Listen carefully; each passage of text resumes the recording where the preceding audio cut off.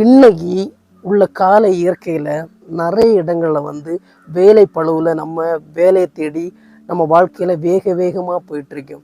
இப்படி போயிட்டுருக்கிற இடத்துல நம்ம உடலை நிறைய பேர் பேணி கேட்குறது கிடையாது. என்னென்னா நம்ம வேலை வேலை வேலை வேலை அந்த டென்ஷனில் இருக்கும்போது நம்ம உடற்பயிற்சியை பண்ணுறது நிறைய பேர் நம்ம மிஸ் பண்ணுறோம். ஆனால் நமக்கு டைம் கிடைக்கும்போது நம்ம ஒரு நிறைய நேரம் இல்லாட்டாலும் ஒரு 20 நிமிஷம் ஆனால் ஒரு 25 நிமிஷமாவது நமக்கு உடற்பயிற்சி செய்யுதுன்னா நம்ம உடலுக்கு எவ்வளோ நன்மை தெரியுமா?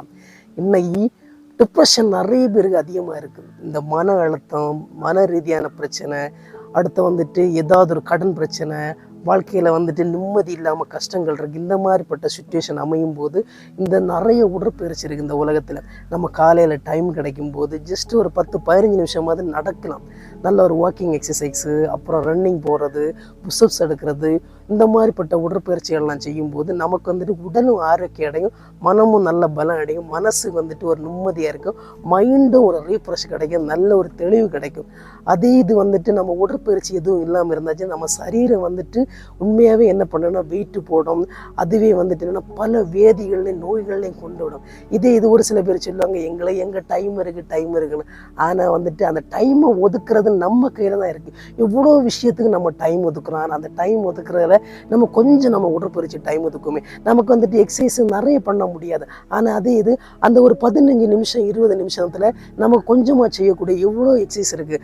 நடைப்பயிற்சி, ஓட்டப்பயிற்சி, அதே இது வீட்டில் நம்ம டைம் கிடைக்கும் போது நம்ம ஜம்ப் பண்ணுறது, சின்ன சின்ன புஷ்அப்ஸ் எடுக்கிறது, கிரவுண்ட் எக்ஸசைஸ் நிறைய இருக்குது. அதே போல் இப்போவே நிறைய இடங்களில் ஜிம்முகள் இருக்குது. அன்னைக்கெல்லாம் ஜிம்முகள் ஒரு சில ஜிம்முகள் தான் இருக்குது. இன்றைக்கி ஒவ்வொரு ஏரியாவுக்கும் ஒவ்வொரு ஜிம்முகள் மாதிரி பக்கத்தில் இருக்குது. அந்த ஜிம்முக்கு போகும்போது அங்கே ஜிம்மில் நம்ம எக்ஸசைஸ் பண்ணலாம். ஜிம்மில் எக்ஸசைஸ் பண்ணுங்க. நமக்கு முடியாட்டா டைம் இல்லாட்டா வீட்டில் எக்ஸசைஸ் பண்ணலாம். கிரவுண்டுக்கு போகும்போது 4 பேரை பார்த்து சிரித்து பேசி பழகும்போது அவங்க கூட எக்ஸசைஸ் பண்ணலாம். இப்படி நிறைய விஷயங்கள் இருக்குது. நம்ம நம்ம உடம்பை நம்ம தான் பேணி கேட்கணும். ஒரு காலத்துலலாம் உடற்பயிற்சி அதிகமாக இம்பார்ட்டன்ட் கொடுத்தாங்க. அப்போ நிறைய கராத்தே கிளாஸ் போவாங்க, அங்கே எக்ஸசைஸ் பண்ணுவாங்க. ஆனால் இன்னைக்கு இந்த கம்ப்யூட்டர் காலத்தில் நம்ம அதிகமாக நம்ம அடிஷனாக இருக்கிறது மொபைலில் மொபைல் நினைவுள்ள கால இயற்கை அவசியம்தான்.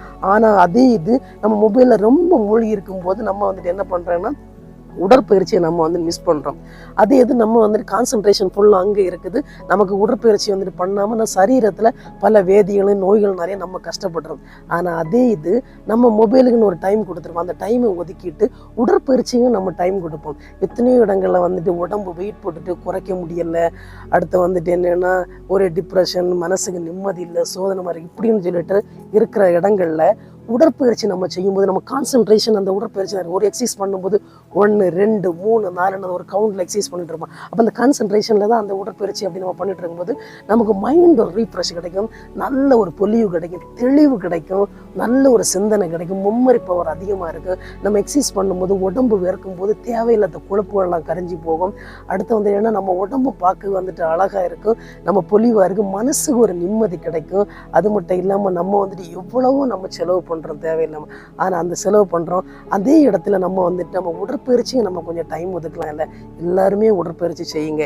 இன்னைக்கு உடற்பயிற்சின்னு சொல்கிறது ரொம்ப முக்கியமான அவசியம். அது கிடைக்கிற இடத்துல உங்களுக்கான தகுந்த ஒரு சூழ்நிலைப்படியே உடற்பயிற்சி பண்ணுங்க.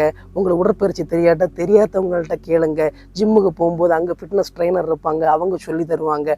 பெரிய அண்ணன்மார்கள் டெய்லி உடற்பயிற்சி செய்துட்டு இருப்பாங்க, அவங்கள்ட்ட கேளுங்க, அவங்க சொல்லி தருவாங்க. உங்கள் ஃப்ரெண்ட்ஸ் சர்க்கிள் இருக்கும், பெரியவங்க இருப்பாங்க, என் ஆசான்மார்கள் இருப்பாங்க, அவங்கள்ட்ட கேட்கும்போது அவங்க சொல்லி தருவாங்க. இன்னைக்கு தான் யூடியூப்பில் நிறைய ஃபிட்னஸை பற்றிலாம் வீடியோஸ் போடுறாங்க, அதை பாருங்கள்.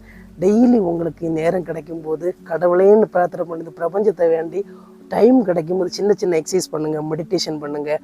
உங்கள் வாழ்க்கையில் சந்தோஷமான வாழ்க்கை அமையும், மன அழுத்தங்கள் எல்லாமே மாறும்.